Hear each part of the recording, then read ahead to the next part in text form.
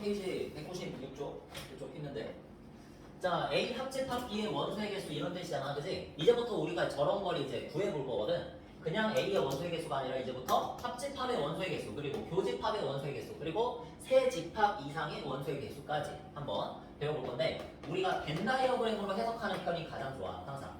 원소의 개수는. 자, 이렇게 벤 다이어그램을 그리고 나서 우리가 그러면 A 합집합 B라는 건 이런 식으로 해석할 수 있지. 너와 너를 합친 거라고 생각할 수 있지. 그치? 이거 A 따로 B 따로 생각하지 않고 그냥 세 부분으로 나눠서 생각할 수 있잖아. A 차집합 B 부분, 그리고 A 교집합 B 부분, 그 다음에 B 차집합 A 부분. 이렇게 해서 원소의 개수를 다 더해준 것이 합집합의 원소의 개수겠지? 당연히. 근데 우리는 그게 궁금한 게 아니라, 그럼 너무 쉽잖아. A 차집합 B, 교집합, 그 다음에 B 차집합 A 이렇게 해서 하면은 누구나 다 해. 다 더하면 되니까. 근데 우리는 이렇게 하고 싶다 이거야. A의 원소의 개수와 B의 원소의 개수만으로 얘를 구하고 싶다.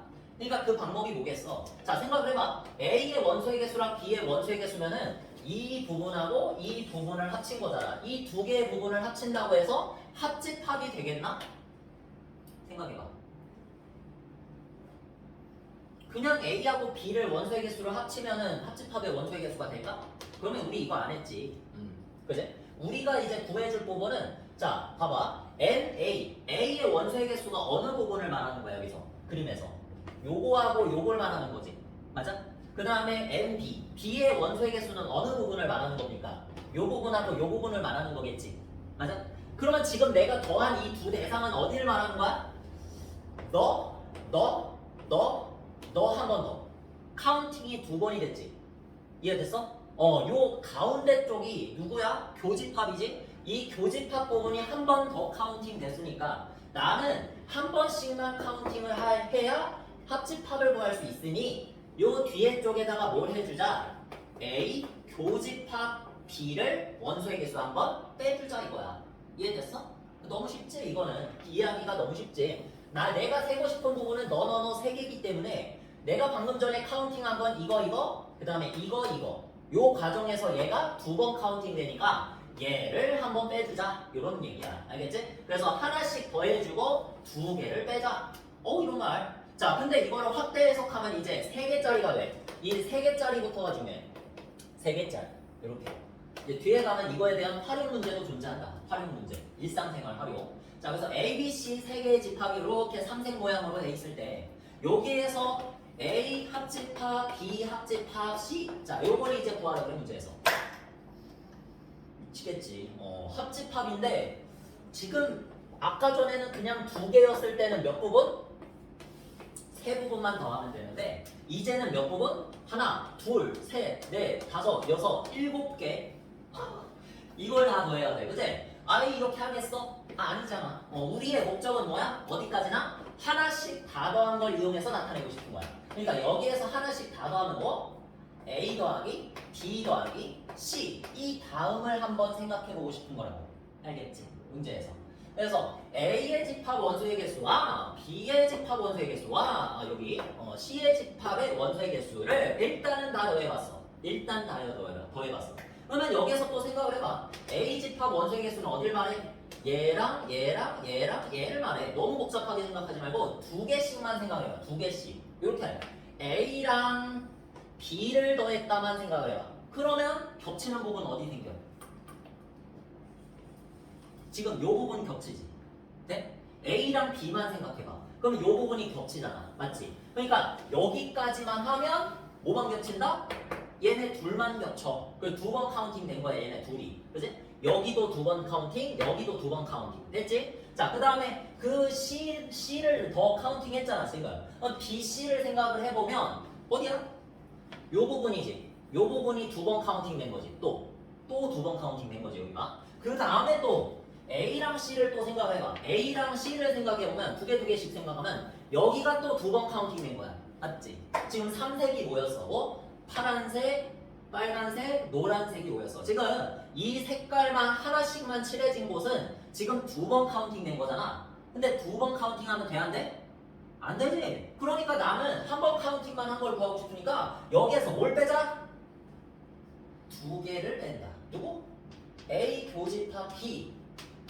B 교집합 C 그다음 A 교집합 C 요거를 빼면 된다. 지금 이 노란색 부분 그다음에 파란색 부분 전체 그다음에 빨간색 부분 전체를 빼. 그치? 빼가지고 상당히 많은 부분이 오버 카운팅 된 부분이 상당히 많이 없어졌어. 근데 있잖아 여기 봐봐. 지금 내가 무슨 짓을 한 거냐면 이거랑 더한 다음에 겹치는 부분을 싹 다 한 번씩 다 뺐잖아. 그치? 그러면 여기에서 맨 중앙 쪽에 있는 얘 있잖아. 이 모양. 얘가 지금 몇 번이나 카운팅 됐는지 한번 해볼게. 봐봐. A에서 카운팅 됐을 때 요거 한 번 카운팅 됐다. 적었어. 그 다음에 B 카운팅 했을 때 요 부분 또 카운팅 됐어. 적었어. 그 다음에 C 카운팅 했을 때 요 부분 또 나왔어. 적었어. 세 번 카운팅 됐지. 근데 여기에서 한 번 뺐어. 이 파란색 부분 빼면서 요 부분까지 같이 뺐지. 한 번 펴. 그 다음에 이제 B 교집합 C 하면서 또 빼면서 이 부분이 또 날아갔어. 노란색이 또 날아가면서 얘도 같이 날아갔어. 또 나 한 번 더 펴. 그럼 이제 하나 남았지. 얘 안 해줬지 아직. 얘까지 빼버리면 이 빨간색까지 펴버려. 이 빨간색까지 빼버렸단 말이야. 그러면 여기에서 이제 다 피게 되는데 그러면 카운팅을 한 거야 안 한 거야 이거? 안 한 거지. 이 가운데 있는 부분은 단 한 번도 카운팅을 안 한 거야. 지금 이렇게 돼버렸어. 그러면 어떻게 해야 돼? 지금 나는 이 가운데 부분만 빼고 나머지를 다 구해버린 거야. 뭐 어떻게 하겠니? 이제 이 부분을 우리가 잘 표현하면 뭐라 불러? 세 개가 다 겹치는 부분. 다 겹치는 부분. A 교집합, B 교집합, C 이렇게 적지? 이거를 세 개짜리를 한번 어떻게 해주자? 한 번은 카운팅을 해야 되니까 직접 한번 더해주자 이렇게 되는 거야. 자 이게 앞에서도 보이듯이 지금 어떻게 했어? 이게 지금 합집합의 원소의 개수인데 3개일 때 집합이 3개일 때 합집합 원소의 개수인데 자 봐봐 규칙성을 한번 알아봅시다. 하나씩 다 더했지. 그리고 2개씩 다 뺐지. 응? 3개씩 다 더했지. 응? 만약에 집합이 4개라면 이렇게 구하는 거야. 하나씩 다 더하고 2개씩 다 빼고 3개씩 다 더하고 4개씩 다 빼는 거야. 이해돼? 그러니까 패턴이 이해돼?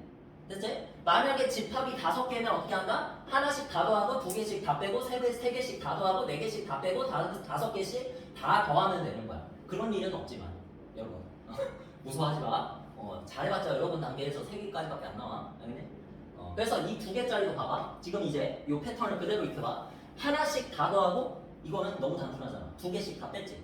이게 다잖아. 네? 이런 식으로 좀 생각을 해서 이게 대학교 때 선생님은 대학을 나왔으니까 이런 거를 이제 포함 배제 원리라고 해가지고 여기서 하나씩 더하고 2개씩 다 빼고 3개씩 다 더하면 합집합의 원소의 개수다. 이런 식으로 배웠어 나는. 그래가지고 이거를 외우는 데 쓰면 좋겠다 생각해서 여러분한테 소개하는 거야. 그치? 그냥 막 외우려고 하지 말고 하나씩 다 더하고 2개씩 다 빼고 3개씩 더하자. 더하고 빼고 더하자. 이렇게 외우는 거야. 알겠지? 자, 그래서 요거 관련된 내용에 대해서 너무 어려운 내용, 발전 개념 문제는 빼고 기본 문제만 다 보자. 자, 432번 한번 보자. 힘내고, 누가 안 나? 432번.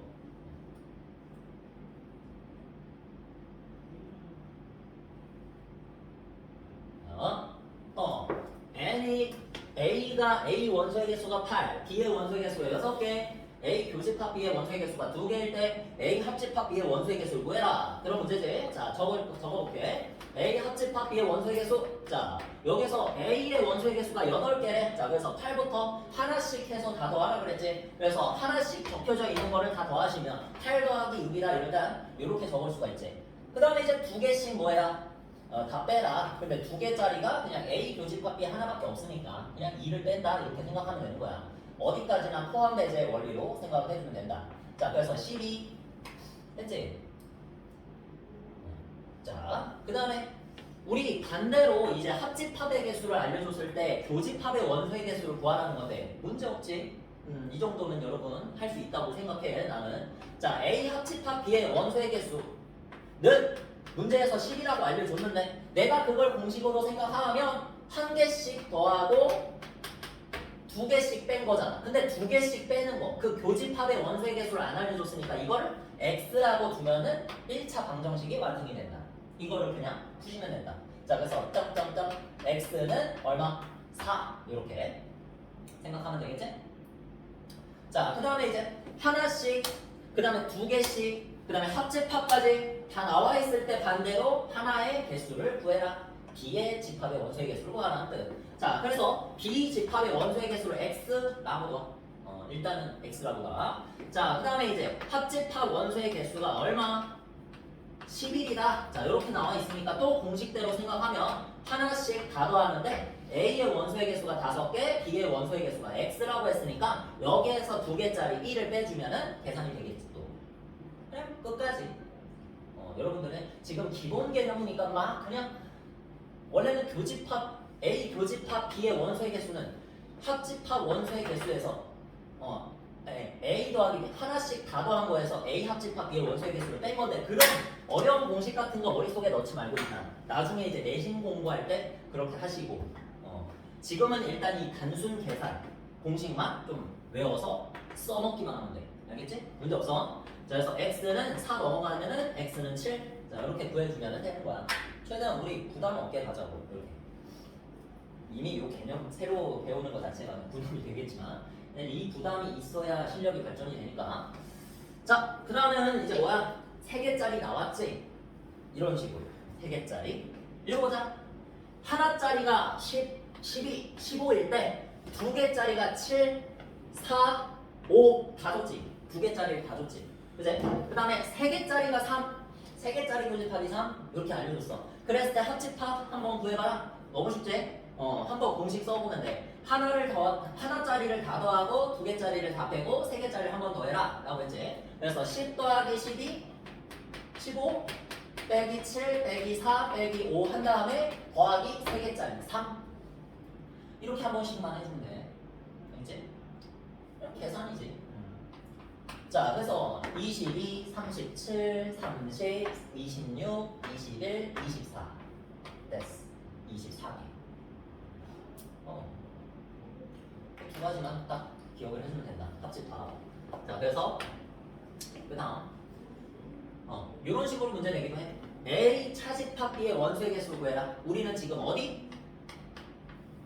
벤 다이어그램으로 따져봤을 때 항상 A 차집합 B는 그것을 벤 다이어그램으로 생각하면 이 부분이잖아. 그치? 이 부분이 뭐라고 생각할 수 있어? A에서 이 부분을 뺀 거지. 돼? 그러니까 이 부분이 뭐야? 교집합이잖아. 되지? 그러니까 A 차집합 B는 A의 원소의 개수 빼기 A의 교집합 B의 원소의 개수, A 교집합 B의 원소의 개수를 한번 빼주면 됩니다. 말 그대로 벤 다이어그램으로 해석하면 왼쪽 부분, 이 부분이니까. 되지? 자, 따라서 어디에서 10을 빼? 30에서 10을 한번 빼주면은 답은 20이다. 이렇게 되겠지? 너무 쉽다. 그 다음에 이제 B 차집합 A는 또 뭐? B의 원소의 개수에서 교집합을 또 빼는 거지? 그래서 5개. 되지? 이런 기본 문제만 여러분 여름방학 동안에 너무 많은 거 바라는 게 아니라 막 유형 문제 풀어라 이러는 게 아니라 딱 이 기본만 잘 잡혀서 학기를 한번 시작을 해보면은 충분히 2등급 찍을 수 있어. 알겠지? 기본 개념만 잘 정리해놔. 자, 그 다음에 요거 이제 또 여집합도 구해보고 또 차집합도 구해보고 그렇게 해야겠지. 합집합도 구해보고 교집합도 구해보고 다. 그래서 A의 여집합의 원소의 개수는 당연히 뭐라고 생각할 수 있어? A의 여집합 전체 집합 차집합 A U-A잖아 결국. 그러니까 이거 자체를 그냥 공식이라고 생각해. NA 여집합이라는 거는 N 전체 집합 원소의 개수에서 뭘 뺀 거? A의 원소의 개수를 뺀 겁니다 라고 생각해주면 되는 거야. 그래서 전체 집합 원소의 개수가 40개, 그 다음에 A의 원소의 개수가 18개 이렇게 되어 있지. 자, 그래서 40 빼기 18, 자 이렇게 해서 22 적어주면 끝. 너무 쉽다. 자, 그 다음에 B의 여집합 여러분이 해. 똑같으니까. 자, 그 다음에 A 여집합, 교집합, B 여집합은 뭐야?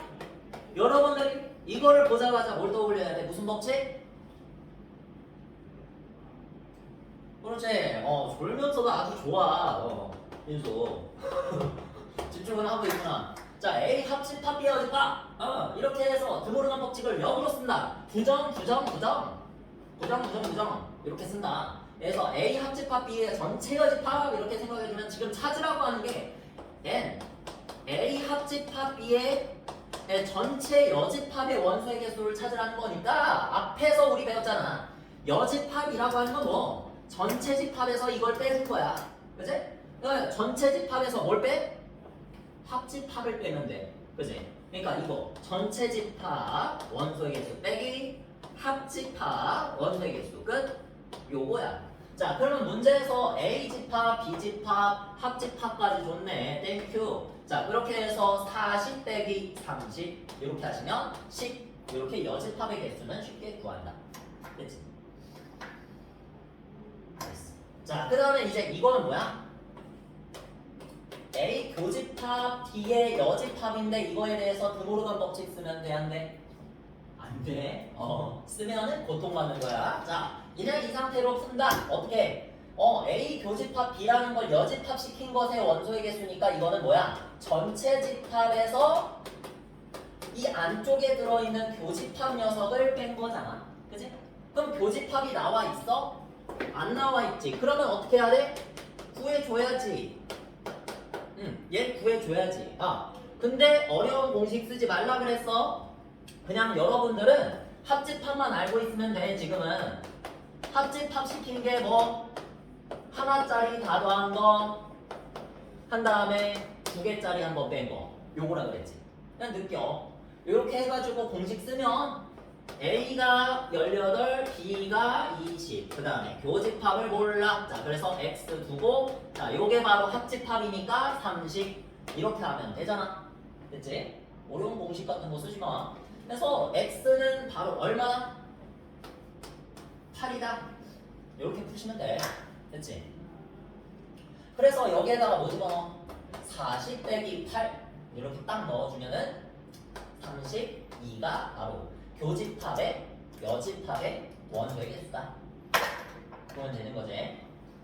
좋아. 자, 여기가 이제 집합의 마지막 부분인데요. 이제 얼마 안 남았어. 2개밖에 안 남았어. 우리가 해볼 거. 발전은 떼니까. 자, 그 다음에 이제 넘어가면은 재밌어. 봐봐.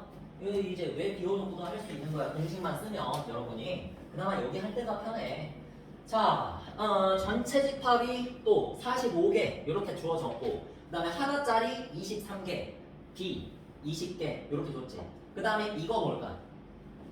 맨 오른쪽 거. 여러분 책을 봐봐. 잘 안 보이니까 내가 다시 적을게. A 여집합, 교집합, B 여집합 이렇게 있는데, 그래? 요게 12 이렇게 나와 있어. 이게 뭘까? 뭐 쓰라는 거? 드모르간 쓰라는 거야. 알겠지? 부정 이렇게 다 달려있으면은 난 부정하는 게 싫어. 그래, 긍정적인 게 좋잖아. 그치? 그래서 얘네들을 전부 다 부정에 부정을 해서 긍정으로 바꿔놔. 이렇게. 알겠지? 해가지고 요게 이제 10이다 라고 해석하면 이거는 또 무슨 뜻? 외우는 게 아니야. 전체 집합에서 해당 집합을 빼면 여집합이라 그랬어. 자, 그래서 A 합집합 B를 한 번 뺀 게 10이라는 뜻이야. 됐지? 일부 공식이야 이게. 전체에서 해당 집합 빼면 여집합이다. 됐지? 이게 똑같은 식인 거야, 위아래가. 자, 그래서 전체 집합이 45개라 그래서 45에서 누굴 빼면 12인가를 생각하면 되겠지? 이거야. 45 빼기 이거 하면 이거 나오지. 여기 있는 게 33이다. 맞니? 45 빼기 33은 12. 이렇게. 아주 단순한 계산이야. 그래서 합집합 시킨 게 결국 얼마나? 합집합 시킨 게 33개. 그러면 문제에서 구하고자 하는 건 누구? 교집합 시킨 거. 그러면 되지. 알겠니? 합집합 시킨 거 뭐? 한 개씩 다 더한 거. 그냥 쓰자. 여기 있는 거 23, 20 다 더한 거에서 얼마 뺀 거? 교집합을 뺀 거야. 그 교집합의 원소의 개수 이 답을 x라고 놔주면 여기에다가 x를 빼면 되는 거지. 됐지? 자, 이렇게 하면 33이 나와야 돼. 지금 결과가. 그러면 얘 계산하면 43이지. 43에서 얼마 빼면 33돼? 10. 그래? 그럼 x는 10이다. 자, 다 되지 여기까지. 자, 이렇게 해서 좀만 쉬었다가 그 다음 이어서 진행해보자. 좋아.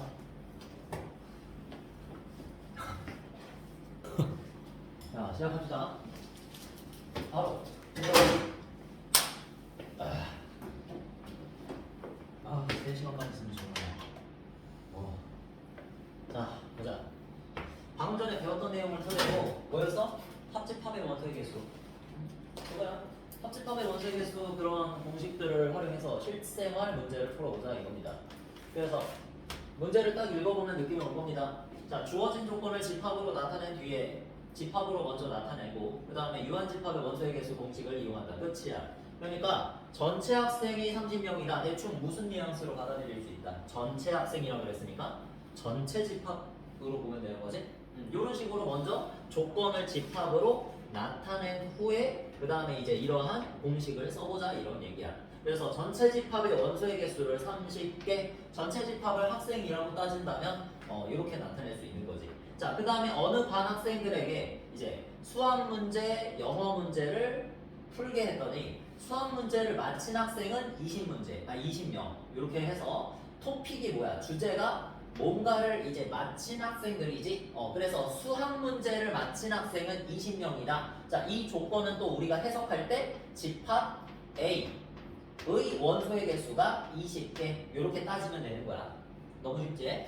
이렇게 해가지고 그 주제에 따라서 이런 거 말고 뭐 분식 중에서 떡볶이를 좋아하는 학생 수가 몇 명, 뭐 순대를 좋아하는 학생 수가 몇 명 이렇게 했을 때 집합 A, 집합 B 그런 식으로 나타내면 되는 거야. 알겠지? 예를 들어 내가 지금 즉석으로 예를 든 거야.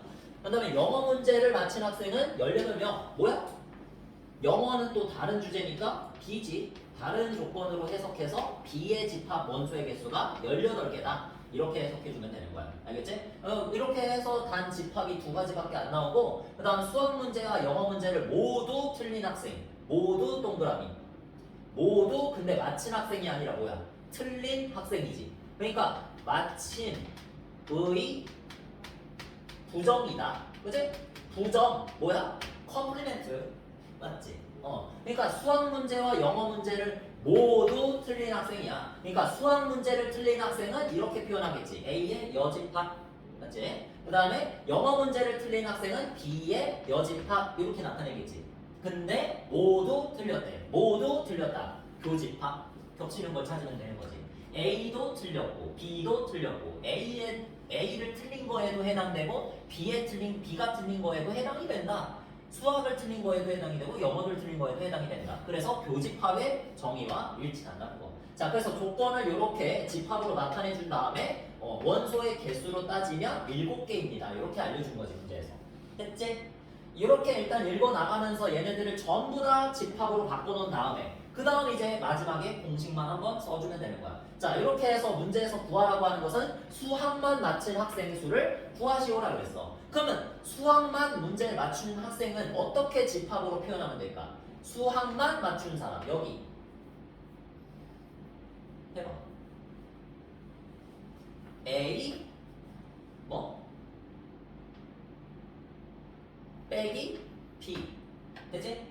맞지? 다 했지? 생각했지? 머릿속에서 생각할 시간 준 거야. 자, 이렇게 해서 수학을 마친 학생이 A, 영어를 마친 학생이 B인데 수학만 마친 학생이야. 그러니까 벤 다이어그램으로 표현하면 어디를 찾아라? 여기서 여기를 찾아라. 이런 얘기잖아. 수학만 마친 학생들 여기 다 모여 있을 거 아니야. 그치? 그래서 이 부분을 찾으려면 어떻게 해줘야 됐어? 아까 전에 A의 원소의 개수에서 A 교집합 B의 원소의 개수 이 부분을 빼면 된다. 이렇게 했었지? 그래서 A의 원소의 개수는 현재 20개 라고 나온 상황이야 벌써. 자, 그런데 A 교집합 B의 원소의 개수는 알아 몰라? 얘 지금 모르는 상태니까 앞 조건들을 따져봐서 이러한 조건들을 이용해서 우리가 뭘 찾으면 된다? 교집합의 원소의 개수를 그냥 찾아주면 돼. 자, 그러면 여기에서 우리가 알 수 있는 건 뭐야? 드모르간 법칙을 써주면 A 합집합 B의 여집합 이렇게 되잖아. 그지? 이 합집합의 여집합 원소의 개수가 7개라는 뜻은 반대로 말하자면 A 합집합 B 그냥 합집합만 시킨 원소의 개수 여집합 B로 뺀 게 얼마다? 반대로 30 빼기 7 전체 집합에서 이 7개를 빼서 나머지는 21개다. 이렇게 구해버릴 수가 있지? 자, 이렇게 구해가지고 21개 여기다가 넣는 게 아니라 합집합 원소의 개수가 21개니까 이걸 이용해서 뭘 구할 수 있다? 교집합의 원소의 개수를 우리는 충분히 구할 수 있지. 그지? 자, 앞에서 우리 어떻게 썼다? 합집합의 원소의 개수 그냥 공식을 써주면 합집합은 A의 원소의 개수 더하기 B의 원소의 개수 빼기 A 교집합 B의 원소의 개수다. 여기에서 지금 얘를 모르는 거잖아. 그치? 얘를 모르는 거니까 얘를 X라고 놔주고 그 다음에 요쪽에다가 20이랑 더하기 18 적어주고 그 다음에 합집합의 원소의 개수는 21개다. 그래서 21 이렇게 적어주면 자 계산되죠? 자 여기는 20과 18을 더하면 38. 자 38에서 x를 뺀 게 21이야. 그지? 그럼 38에서 그냥 21을 빼. 그러면 17 이렇게 나오겠지? 그래서 x는 19지. sorry. 자 19를 빼면 21이 나오겠지? 자 그래서 x는 19 이렇게 계산을 해주면 자 이쪽에다가 이제 19 집어넣으면 되는 거야. 되겠습니까? 자 해서 요거 계산해주면 답은 얼마? 1 이렇게. 잠깐만.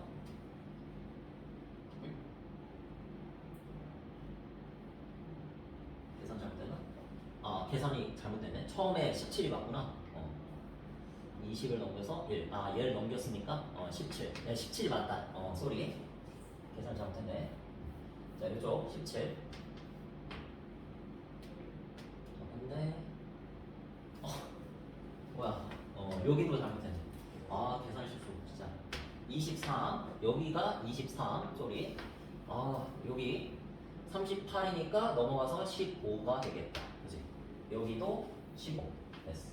자 이렇게 해서 답은 5 되겠지? 계산하는 방법만 알면 돼. 계산이 중요한 게 아니라 그지? 계산하는 방법만 이렇게 알면 되는 거야. 됐어. 자 이렇게 하고 자 이제 명제로 넘어갑시다. 뒤에 또 하나의 이제 발전 예제가 하나 있는데 그건 이제 최대 최소거든. 하나의 유형이야. 그건 이제 우리 라이트 쌤 할 때 다시 할 거니까 그 부분만 좀 넘기고. 자, 우리 명제 들어갑시다. 명제. 이 명제를 배워야 이 명제 초반부가 이제 함수에서 그대로 사용이 되기 때문에 이 부분에 대해서 좀 배워가야 돼 지금.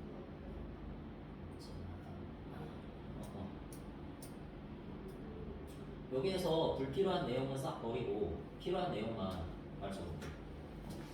자, 명제라는 게 뭐냐면 집합과 명제잖아. 이 단원이. 그치? 집합하고 비슷하다고 보는데 집합이 뭐였어 우리? 집합이 뜻이 뭐였어? 명확한 기준. 그치? 객관적인 기준을 가지고 판단했을 때 어떤 모아준 모임이다. 객관적인 기준을 이용해서 모은 모임이다. 그렇게 배웠지? 집합이라는 걸. 그래가지고 명제도 똑같다 이거야. 객관적인 기준 그게 필요해. 애매하면 안 된다 이거지. 예를 들어서 뭐 다들 인정하겠지만은 뭐 차민 거의 뭐냐 차민 것처럼 보이겠지만은 차은우는 잘생겼다. 이런 거에 대해서 명제냐 아니냐 판단을 해봐야 돼. 한번 판단해봐. 명확한 기준이 있나? 잘생긴 거에? 사람마다 다르지. 객관적이지 않지. 주관적이지. 그러니까 그런 주관적인 게 하나라도 포함이 되면은 명제라고 할 수 없다야. 알겠지? 차은우는 잘생겼다. 나도 알아 잘생긴 거. 근데 그거는 이제 명제라고 할 수가 없어. 참인 명제다 거짓인 명제를 떠나서 아예 명제 참인지 거짓인지를 판단할 수가 없는 거야. 알겠지? 그 판단 기준이 모호하기 때문에. 근데 이런 거는 이제 판단 기준이 정확하지. 2는 소수이다. 맞아 틀려. 맞지? 그리고 또 나 바보 아니야? 명제 맞아 틀려. 여기에서 이제 다들 헷갈릴 거야. 맞을까 틀릴까? 맞아. 이 말이 맞다는 말이 아니야. 나 바보 아니야. 아까 전에 계산 실수해서 신빙성이 떨어졌을지 모르겠는데 생각하고 적은 거야. 그러니까 명제는 맞아. 왜? 정확한 판단 기준이 있잖아.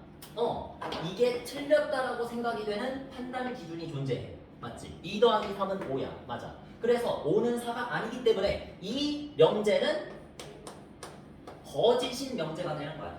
알겠어? 거짓인 명제. 참은 아니고. 그 대신에 명제는 된다고. 알겠니? 이거는 뭐야? 2는 소수이다. 참인 명제가 되는 거고. 알겠지? 이렇게 참과 거짓을 구분한다 이거야. 자, 그래서 우리가 그러한 명제를 그냥 문장으로 써버리면 너무 길어. 그래 이런 거를 문장으로 쓰면 너무 길기 때문에 표현 기호가 존재하는데 그런 거는 항상 우리 집합 기호는 뭐로 써? 대문자로 쓰지. 집합 기호는 우리 대문자로 쓰고 명제는 항상 소문자로 쓴다 이렇게 생각하면 돼. 알겠지? 소문자. 그리고 A부터 시작하는 게 아니라 항상 문제에서 보면은 P부터 시작해. P 그다음 뭐야? Q 이렇게 적어놔는 Q 이렇게 그냥 국처럼 적으면은 구랑 헷갈리니까 이렇게 꼬아서 적는 거야. 이렇게 Q야.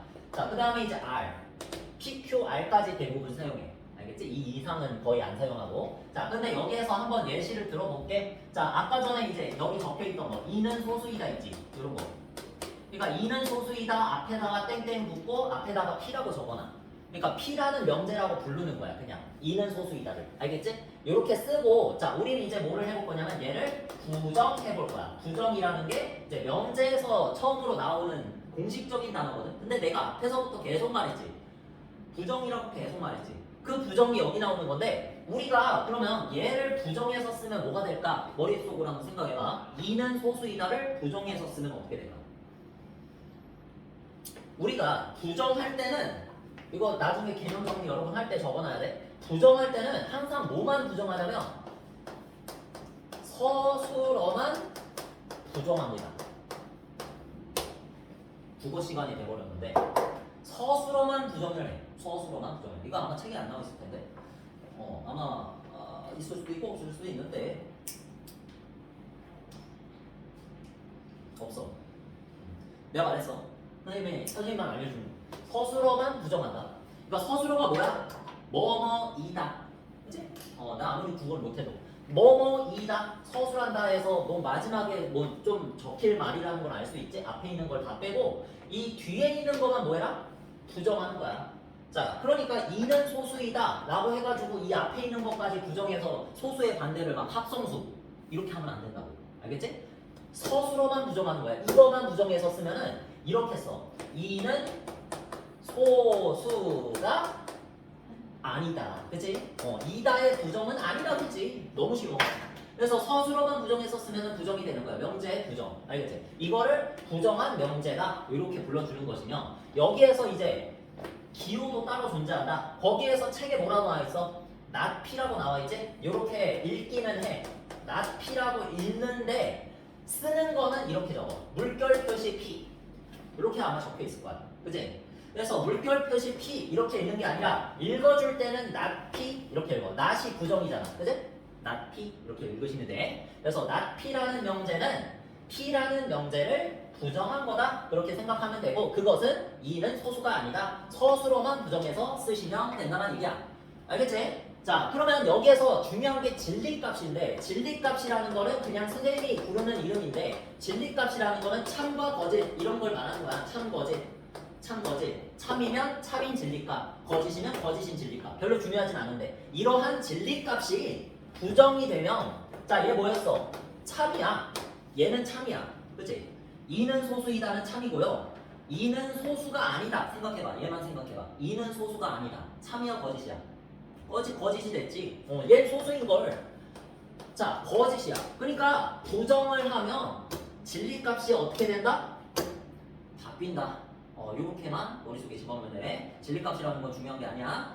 그러니까 부정을 하면 명제를 부정하면 그 참과 거짓이 무조건 뒤바뀐다. 알겠지? 처음에 게 거짓이었으면 그 다음 게 부정한 게 참이 되고 처음 게 참이었으면 부정한 게 거짓이 된다. 이런 식으로 생각하면 돼. 알겠지? 무조건 그렇게 될 수밖에 없어. 이런 식으로 해서 기본적인 명제 부정에 대해서 배워가고 그 다음 이제 막 조건도 나오고 그러는데 일단 예시를 하나 더 들어줄게. 또 다른 예시는 이거야. 자, 이제 좀만 더 깊게 들어가보자. 명제에 대해서. 자, 이런 거야. 모든 이거 생각하느라 정말 힘들었어. 모든 대한민국 슬픈 사실인데 남자는 군대에 간다. 이러한 명제가 있다고 생각해보자. 이거는 참이니 거짓이니? 너무 과대평가했는데? 아니야. 모든이잖아. 그러니까 모든 대한민국 100% 이거 100%를 의미해 항상 모든은 그지? 100%가 되어야 돼. 100% 모든 남자들은 다 군대 가니? 아니겠지? 아는 사람 있어 누구? 대표적으로 소장님. 이 사람은 축구를 잘해서 금메달 따가지고 금메달 딴 사람은 군대를 안 가. 그래서 훈련만 받아. 기본적인 훈련은 아마 받을 거야. 아무튼 그거는 병역하고는 다른 거기 때문에 어쨌든 명예가 있지. 막 부정을 써가지고 안 가는 게 아니니까 이 사람은. 그러니까 이런 예시 때문에 그래. 이런 예시. 알겠어? 그래서 모든 대한민국 남자는 군대에 간다. 요게 거짓이다. 알겠어? 이 거짓인 이유는 누구? 이러한 예시가 존재하기 때문에. 그래서 이러한 예시를 여러분한테 이제 소개하자면 두 글자로 반내라고 불러. 알겠지? 반내. 여러분 대충 부를 때 발레라고 부르면 돼. 발레. 나도 부를 때 발레라고 부를 거야. 자, 그래서 이름이 발레야, 발레. 반대되는 예시에서 두음 법칙을 사용해서 레로 바뀐 거거든. 반대되는 예시를 이렇게 들은 거지. 이거에 반대되는 예시. 항상 어떤 명제에서 모든이 들어가면은 이 모든 때문에 이 뒤에 있는 것들이 100% 참이어야만 진짜 참이 되는 거야. 알겠지? 단 하나라도 1%가 아니라 단 하나라도 이거를 이거를 만족시켜주지 않는 예시가 존재한다면 그걸 발레라고 부르고 얘는 무조건 거짓이 된다. 이렇게 생각하면 돼. 알겠지? 발레의 개념에 대해서 여러분들이 지금 이해를 하셔야 되고, 자, 그 다음은 이거야. 진짜 중요한 거. 얘를 갖다가 부정해서 쓰면 어떻게 될까? 그게 중요해. 여러분한테. 자, 나티지. 나티. 자, 얘를 이제 부정해서 쓰면은 이 문장이 어떻게 바뀔지 한번 생각해봐. 자, 아까 전에 뭐라 그랬어? 부정을 하면은 뭐만 부정이 된다? 서술어만 부정이 된다 그랬지. 근데 봐봐. 서술어면은 여건데. 그러니까 완전 초보는 이렇게 대한민국의 반대. 북한? 몰라. 북한의 여자는 사회에 온다 막 이런 식으로 해석하고 앉아있어. 진짜. 그치? 근데 그게 아니라 이런 거는 절대 부정하면 안 돼. 앞에 거는 그대로 들어와. 알겠지? 근데 다만 중에 서술어가 중요해. 서술어가 아닌데 예외적으로 부정을 하는 것이 있어. 두 개 있어. 두 개. 두 개만 알면 돼. 두 개만. 우리 앞에서 우리 교집합, 합집합 배웠지. 그리고 여기에서 일단은 모든 나왔지. 모든. 이 모든을 부정하면 얘는 그냥 외워야 돼. 어떤 이래. 자, 의미에 대해서 한번 생각을 해봐. 모든은 뭐라고 그랬어? 말 그대로 100%를 의미한다고 그랬어. 100%. 알겠어? 100%를 의미해. 얘는 100%. 완전 100%.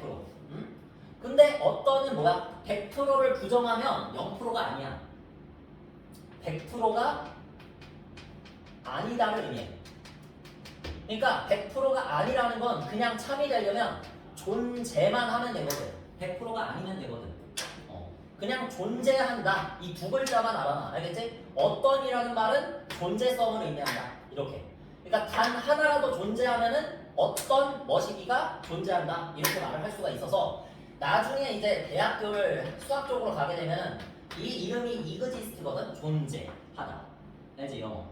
존재하다가 이그지스트라서 얘 어떤이라는 거를 줄여가지고 이렇게 써. 이를 거꾸로 뒤집어 써가지고 이렇게 쓰고 모든은 뭐야? 영어로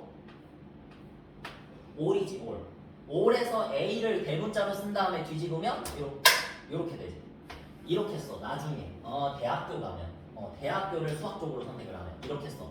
그래서 이 둘은 부정의 관계다. 당연히 이렇게 생각을 해주면 되는 거야. 이제부터 이렇게 당연하게 이렇게 생각을 해주면 돼. 그래서 저기 있는 모든이지. 모든. 이 모든까지 부정을 해서 여기에서 일단 부정해서 먼저 적히는 것이 어떤 이거를 먼저 적어주면 되는 거야. 어떤. 알겠지? 어떤. 그리고 뒤에는 막 북한 이런 거 적지 말고 아무리 애국심이 툭철해도 대한민국의 반대를 북한이라고 적지 말고 대한민국 남자는 군대에 자 이제 서술어 뭐야? 간다인데 간다를 부정하는 뭐야? 가지 않는다. 자, 이어서 불러볼까? 어떤 대한민국 남자는 군대에 가지 않는다. 자, 이거를 이제 여러분들이 뜻을 해석하려면 이렇게 받아들이면 돼. 뭐라고? 어떤이라는 것은 존재가 아닌 거라고 그러지. 존재성. 그치? 그러니까 이렇게 해석하면 돼. 대한민국 남자 중에서 군대에 가지 않는 남자가 존재한다. 이렇게 생각하면 돼. 존재한다. 이거를 어떤이라 해석하지 말고 존재성으로 해석하면 쉬워져. 알겠지? 존재성. 이거 뒤에 나와. 알겠지? 얘를 존재성으로 해석하면은 어떤 대한민국 남자는 이제 군대에 가지 않는 남자가 존재한다. 그러면 여기에서 하나라도 존재하면 얘가 참이 되는 거야. 자, 생각해보자. 나도 군대 갔다 왔어. 일단 이거부터가 참이야. 근데 또 군대 현역으로 갔다 왔기 때문에 병장 만기 제대했기 때문에 대한민국 남자는 군대에 가지 일단은 군대에 갔다 왔는데 이걸 이렇게 말해야지. 나는 군대에 갔다 왔지만 이런 손흥민 같은 선수가 존재하지. 그래서 금메달리스트잖아. 금메달리스트라서 군대에 가지 않았어. 그래서 군대에 가지 않는 남자가 한 명이라도 존재합니다. 이렇게 말할 수 있잖아. 나로 잘못 들었다. 손흥민, 요 선수로 예를 들자면 이 사람이 군대에 가지 않았기 때문에 명예롭게 군대에 가지 않았기 때문에 요 문장이 참이 되는 거야. 요 문장이 참이 되는 거야. 알겠지? 군대에 가지 않은 남자가 한 명이라도 존재한다. 적어도 같은 거라고 보는데 적어도 바로 치고 적어도 뭐뭐한다.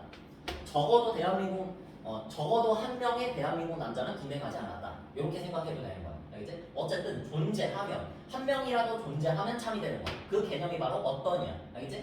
그런데 이 모든은 매우 엄격한 기준을 가지고 있어. 뭐라고? 100%가 이 뒤에 있는 문장을 만족시켜야 돼. 그렇기 때문에 군대에 간다. 모든 대한민국 남자는 군대에 간다. 그렇지 않거든. 안 가는 사람도 분명히 있거든. 불명예스럽기도 하고 명예스럽게 안 간 사람도 있기도 하고 어찌됐든 가지 않은 사람이 있기 때문에 거짓이다. 하나라도 발레가 존재하면 거짓이 되는 거야. 모든 문장은. 알겠지? 모든이 딸린 문장은. 자, 그 다음에 하나 더 있다 그랬잖아. 누구? 아까 전에 합집합, 교집합 언급했지? 여기서는 내가 지금 예시로 들지 않았지만 여기서 서술어가 아닌데도 부정하는 것이 딱 두 개야. 이렇게 모든 어떤과 이 둘과 그 다음에 하나 더.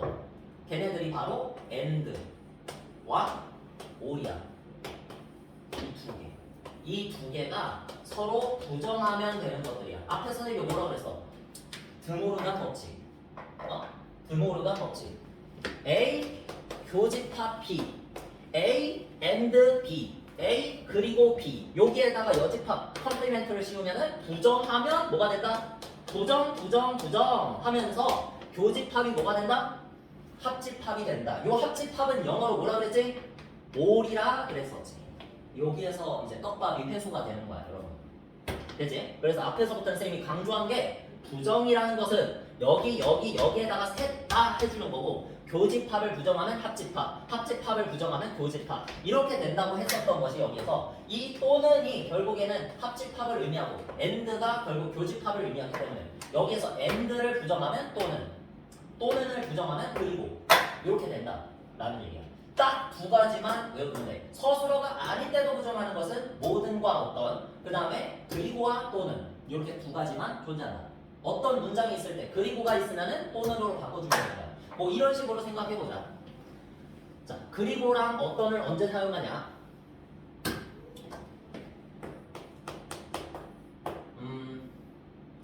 아니다. 이거 말고 뭘로 할까?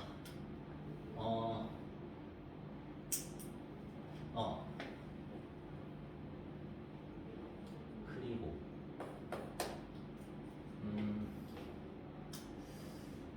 예시가 뭐가 있을까? 그리고랑 어떤 들어간 예시 뭘로 해볼까?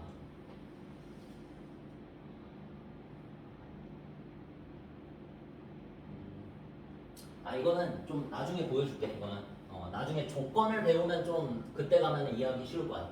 요거 또는하고 그리고는 예시를 나중에 또 보여줄게. 일단 여러분 지금 명제 배웠지? 명제에 관한 문제만 좀 한번 풀어볼까? 여기에서 그리고 하나만 더 해볼까? 이거? 자, 11이 7보다 크다. 요걸 이제 명제 P? 자, 요렇게 한다. 그러면 11이 7보다 크다. 맞아, 틀려? 맞지? 그러니까 참이지. 자, 그러면 이것도 한번 부정해보자. not p. 자, 문장으로 읽어봐 한번. 11이 7보다 크다지. 지금. 그러면 여기에서 서술어는 크다잖아.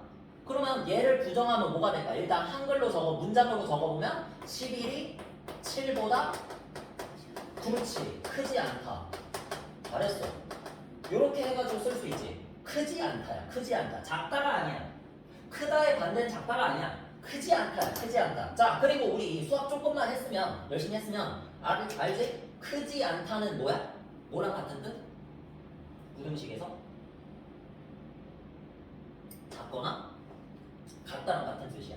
알겠지? 여기에서 떡밥이 해준대. 왜냐면 우리 대소 비교를 하는 것은 나 이렇게 가르치거든. 중학교 2학년 애들한테. 이것 때문에 이 떡밥을 중학교 2학년 때부터 돌리거든. 나는 부등식 설명할 때. 크다, 같다, 작다뿐이야. 대소 비교를 하는 방법이. 알잖아. 다 어렴풋이는 알고 있었잖아. 근데 정확하게 이렇게 말할 수 있어. 대소 비교하는 방법이 이 세 가지인데 크다. 얘를 아니래. 얘 아니래. 그럼 뭐야? 남은 거지? 이게 컴플리멘트잖아. 이게 반대야. 이게 부정이고. 크다의 반대가 작다라고 하면 안 돼. 여름의 반대가 겨울이라 하면 안 돼. 여름의 컴플리멘트는 봄, 가을, 겨울이다 해야 해. 알겠어? 그래서 크다를 부정하면 뭐야? 크지 않다고. 크지 않다와 같은 뜻이 이 두 가지를 같이 불러준 거. 크거나, 아니, 작거나 같다. 이렇게 써줘야 돼. 알겠지? 그래서 이거를 갖다가 다시 문장으로, 아니, 식으로 만들면 11이 7보다 작거나 같다. 이렇게 되는데 이 문장 식은 맞는 거야? 틀린 거야? 틀린 거지. 그러니까 얘는 뭐야? 거짓이 된다. 그럼 뭐다? 진리값이 처음에는 참이었지만 부정하니까 거짓이 된다. 반대가 되는 거야. 항상 그래. 모든 명제가 다 그래. 알겠지? 이렇게 한번 식으로도 적용시켜 봐야 돼. 우리가 뒤에서 나오니까. 자, 그러면 문제 한번 봅시다. 빠르게. 이쪽은 일단 넘어가고, 자, 210쪽 한번 봐봐. 바로 명제에 대한 문제를 한번 보자. 명제. 자, 다음 중에서 이제 명제인 것을 찾고 그 명제의 참과 거짓을 판별하시오 라고 그랬지? 일단 명제인 것을 먼저 찾아야 돼. 명제가 아니냐 안 되거든? 그러니까 확실하게 객관적인 정보를 가지고 기준을 가지고 참과 거짓을 판별할 수 있는 걸 명제라 그래. 그러면 일단 첫 번째, 삼각형의 세 내각의 크기의 합은 180도이다. 일단 어때? 맞는 말이잖아. 맞는 말이잖아. 너무나 맞는 말이잖아. 그러니까 일단 참도 되고 명제도 되는 거지. 참인 게 판단이 되니까 확실하게 참인 명제가 되는 거야. 알겠지? 참인 명제. 그치? 그 다음에 이제 16과 24의 최대 공약수는 4이다. 자, 일단 명제는 맞아 틀려. 무조건 맞지. 여기에서 수학적인 용어 쓰면 웬만하면 다 맞는 거야. 최대 공약수는 우리가 구해줄 수 있잖아. 그게 1이든 뭐든 간에. 그치? 그래서 16과 24의 최대 공약수 직접 구해봐. 일단은 명제가 맞고 그 무슨 명제인지 참인지 거짓인지 판단은 그 이후에 하면 돼. 16과 24의 최대 공약수는 얼마야? 8이지. 그러니까 얘는 참인 명제다, 거짓인 명제다?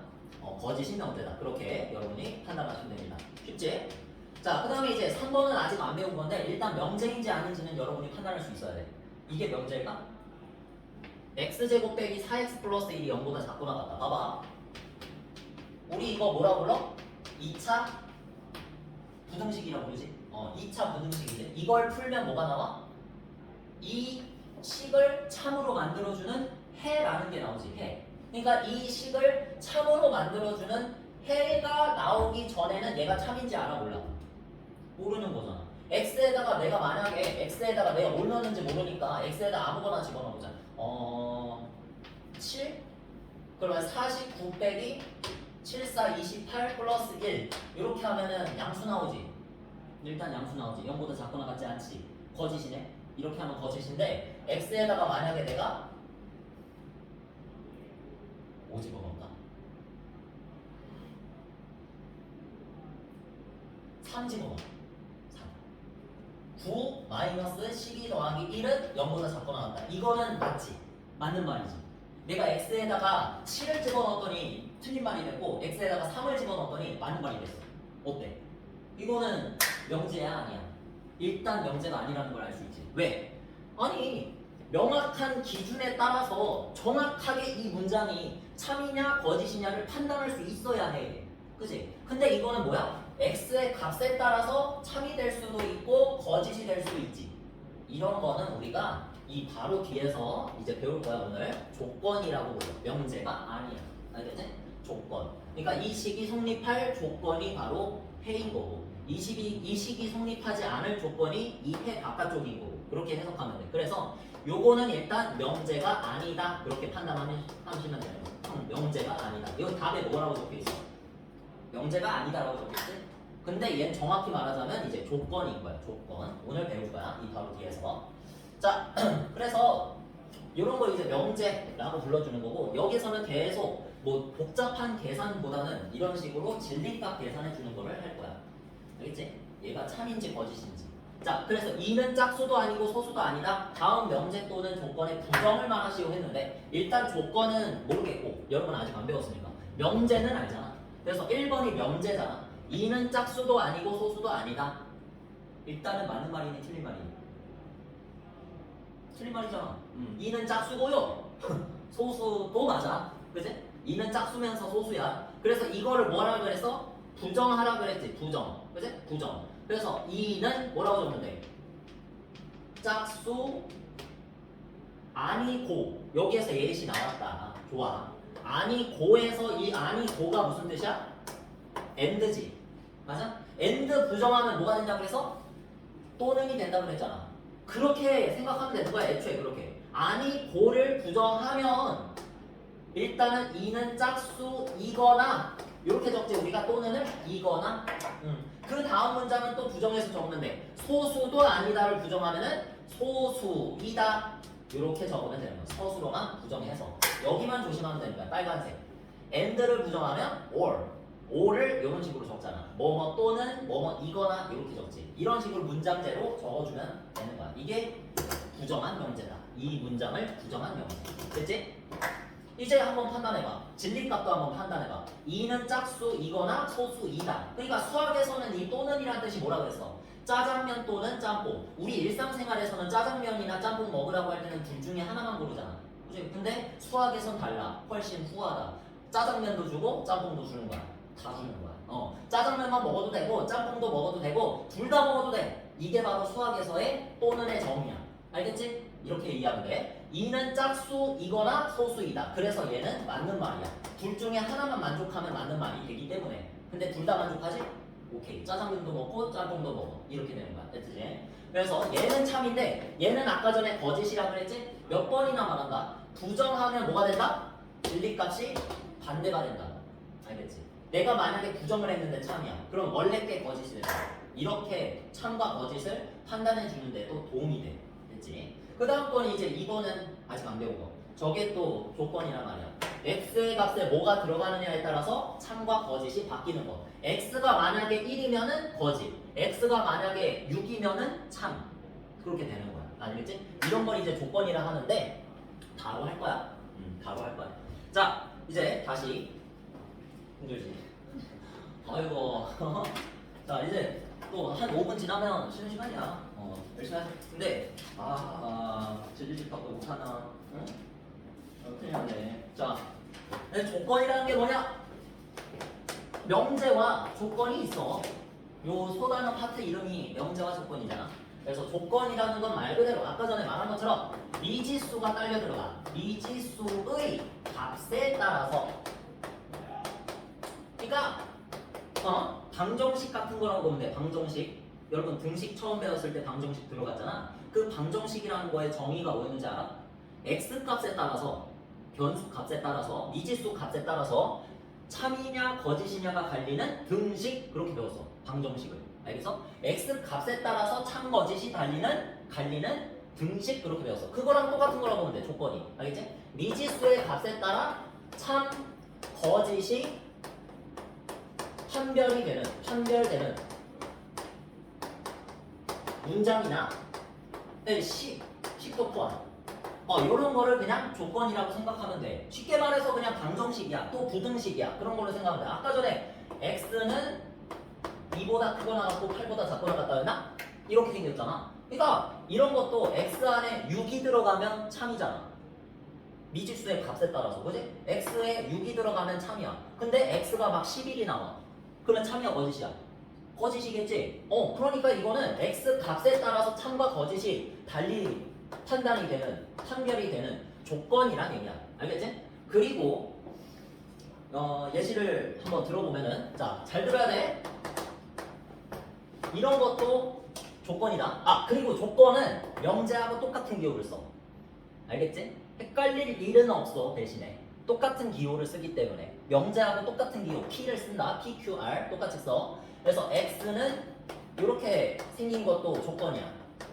X 들어가 있으면, 미지수 들어가 있으면 무조건 조건이고 헷갈릴 일 없어. X는 서울 시민이다. 잘 생각해봐. X에 들어갈 때 트럼프면 아니겠지? 미국 사람이잖아. 미국 대통령이잖아. 그지? 그러니까 X는 서울 시민이다. X에 들어가는 어떤 단어에 따라서 이게 참이 될 수도 있고 거짓이 될 수도 있으니까 이런 거를 우리가 조건이라고 해주면 되는 거잖아. 그지? 근데 이제 어디 보자. X에 들어가는 게 뭐? 내 이름이 들어가면, 진우쌤 들어가면은 여기에 들어간 진우는 서울 시민이다. 이렇게 된다면 요거는 일단 틀린 문장이 되는 거고, 그지? 만약에 여기에 누구 있냐? 서울 사는 사람, 서울시장, 오세훈 서울시장이 뭐 서울시장이니까 서울에 살겠지? 뭐 대충 한번 생각해봤어. 어쨌든 이 사람이 소재지가 서울이라면, 거주지가 서울이라면 서울 시민이 맞는 거니까 X에 만약에 오세훈 서울시장이 들어가면은 이 조건은 참이 되는 거야. 알겠지? 그래서 X의 값에 따라서 이렇게 참과 거짓이 달리되는 게 바로 조건이라고. 이해됐지? 자, 그러면 뭘 또 해볼까? Q 다른 조건을 한번 내줘볼게. X는 이런 거 다른 게 조건이 아니라 이런 게 조건이라고. X는 대한민국 국민이다. 그러면 X에 트럼프 들어가면 틀린 거고 X에 뭐 이재명 대통령 들어가면은 맞는 내용이 되는 거야. 알겠지?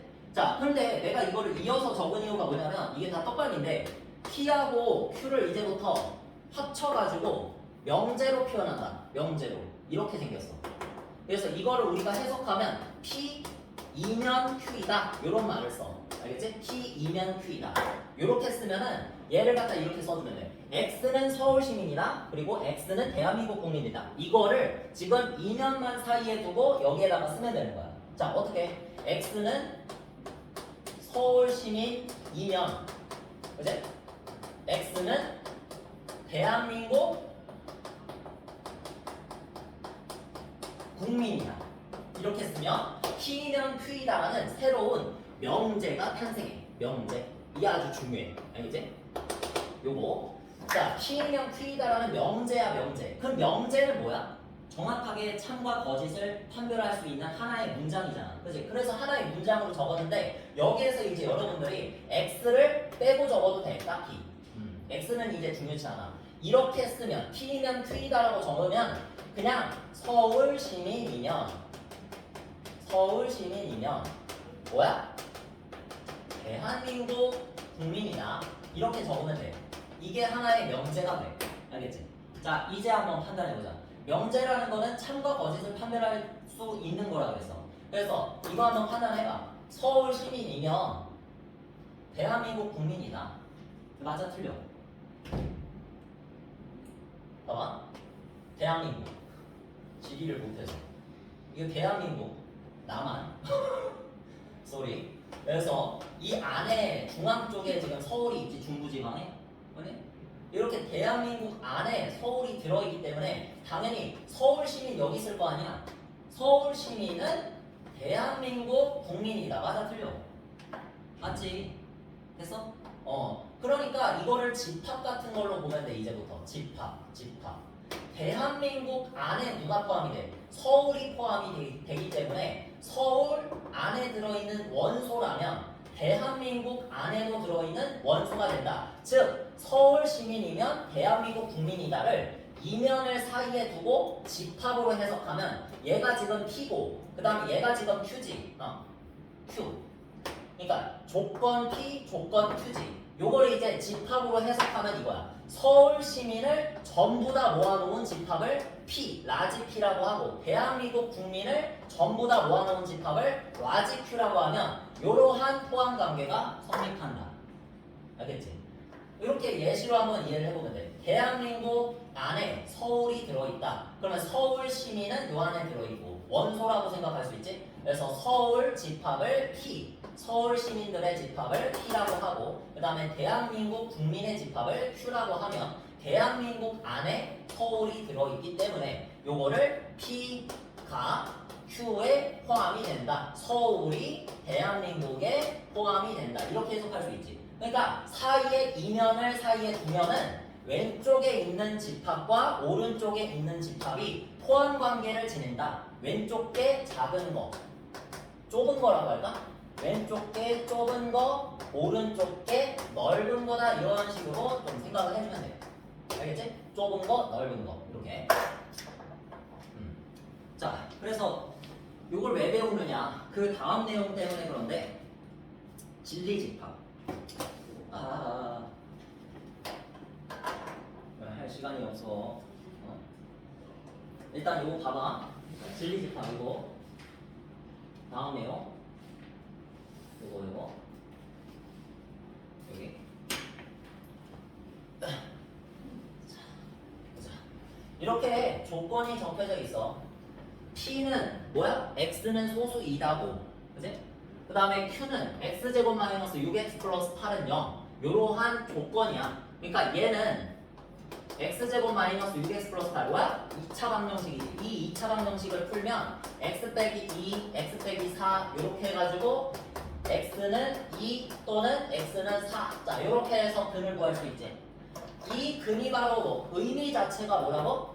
이 식을 참으로 만들어주는 미지수 값들이잖아. 해라는 게. 그렇기 때문에 얘네들이 바로 이 조건의 진리집합의 원소가 돼. 2, 4. 이런 식으로 이해하면 돼. 알겠지?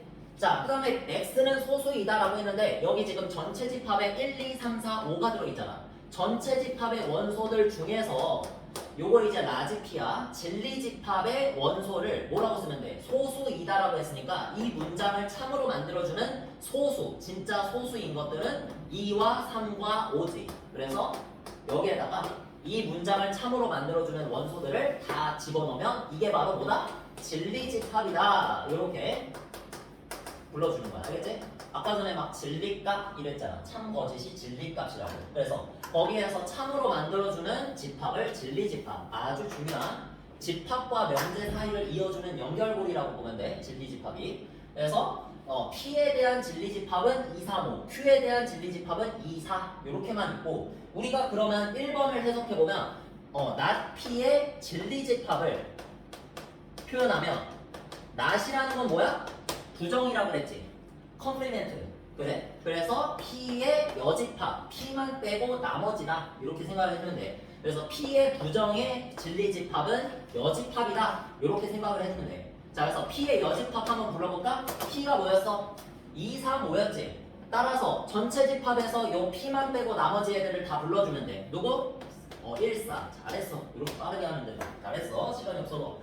자, P 또는 Q. P 또는 Q라고 했으니까 이 또는은 집합의 세계에서 뭐라고? 무슨 집합? 스마일.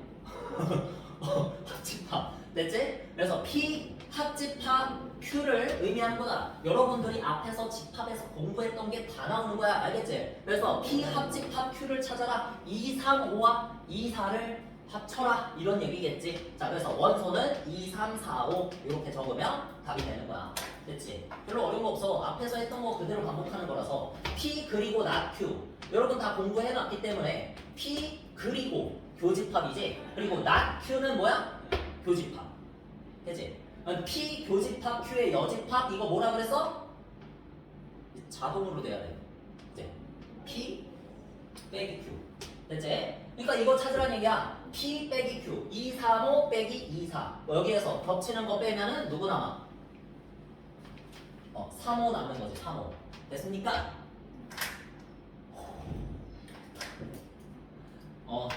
이게 일단 T인형 Q이다도 내가 가르쳐는 놨는데 문제를 못 풀어가지고 이거는 다음 시간에 나가고 역과 대우까지 한번 다음 시간에 진행해볼게. 알겠지? 자 여기까지 일단 진행하고 자 특강은 함수 시작하는 거야. 알겠지? 이게 함수 쪽 이제 나갈 수가 있어 우리가. 이제 정규 수업은 끝났고 자 한 10분 정도 쉬었다가 이제 특강 시작해볼게.